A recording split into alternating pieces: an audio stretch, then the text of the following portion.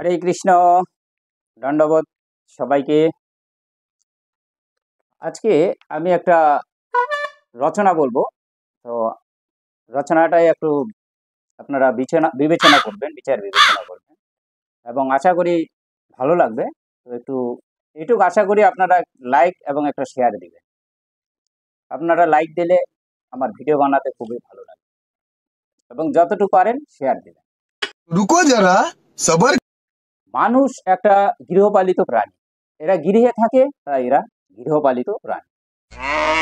এদের অন্য প্রাণীর মতো দুটি পা আছে, দুটি হাত আছে, দুটি কান আছে, দুটি চোখ আছে, একটা নাক আছে, নাকে দুটো ফুটো আছে, একটা মুখ আছে, মুখের ভিতরে 32টি দাঁত থাকে। এদের গলা আছে, পেট আছে। এরা অন্য প্রাণীর থেকে খুব বেশি চালাক।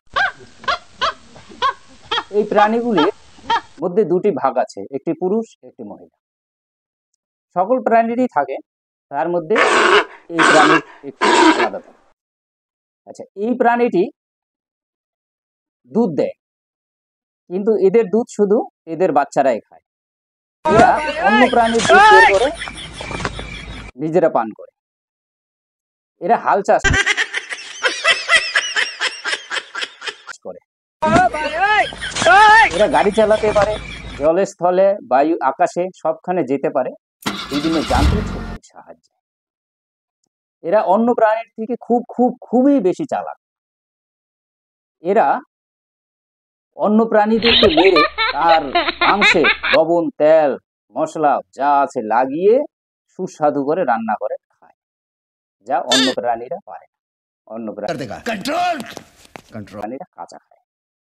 এই প্রাণীটা অন্য প্রাণীদেরকে পোষ মানিয়ে রাখতে পারে। অন্য প্রাণীদেরকে পোষ মানিয়ে এরা নানা রকম কাজে ব্যবহৃত করে।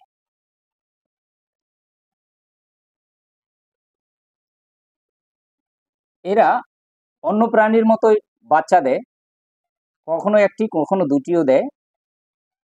কিন্তু অন্য প্রাণীরা যেমন ডিম দেয়, কিছু প্রাণী আছে বাচ্চা দেয়। তো এই মানুষ নামক প্রাণীটারও বাচ্চা হয়। তো অন্য প্রাণীরা যেমন ডিম থেকে বাচ্চা দেয়, এই প্রাণীরও কিছু কিছু সংখ্যক আছে যারা অন্য স্থানে গিয়ে বাচ্চা দেয়, নিজেদের বাচ্চা দেওয়ার শক্তি থাকে না।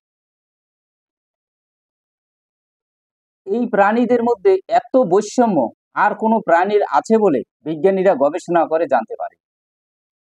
বিজ্ঞানীরা গবেষণার দ্বারা জানতে পেরেছে যে মানুষ নামক প্রাণীর মধ্যে যে বৈষম্য, হয়তো আর কোনো প্রাণীর মধ্যে এত বৈষম্য দেখা যায়। এই প্রাণীর বিভিন্ন ধর্ম, বিভিন্ন ভাষা, বিভিন্ন জাতি, বিভিন্ন কালার, বিভিন্ন রং এর হয়। এই প্রাণীদের এত বৈষম্য যে এদের বাচ্চাকে পড়াশোনা করাবে, তার ক্ষেত্রেও এত বৈষম্য। এটা সেন্ট্রালের যারা চাকরি করে তাদের বাচ্চা পড়বে, এখানে এ ক্যাটাগরির বাচ্চারা পড়াশোনা করবে, এখানে বি ক্যাটাগরির বাচ্চারা পড়াশোনা করবে, এখানে সি ক্যাটাগরির বাচ্চারা পড়াশোনা করবে, এখানে অফিসার লেভেলের বাচ্চারা পড়াশোনা করবে। এদের পড়াশোনার ক্ষেত্রেও এত বৈষম্য, এত চালাক এই প্রাণী।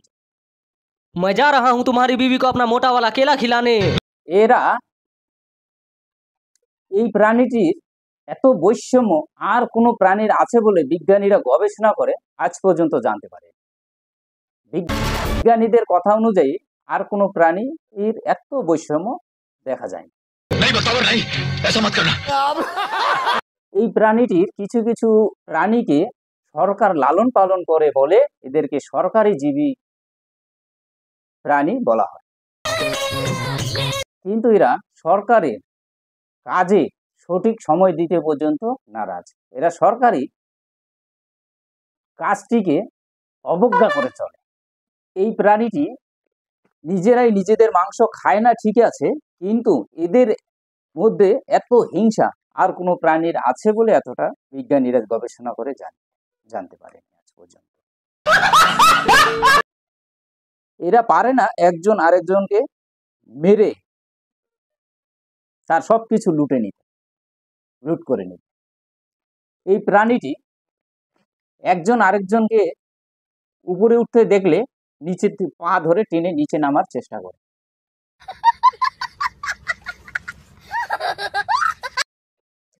এরা একজন আরেকজনের পিছনে বাঁশ দেওয়ার জন্য সবসময় প্রস্তুত থাকে।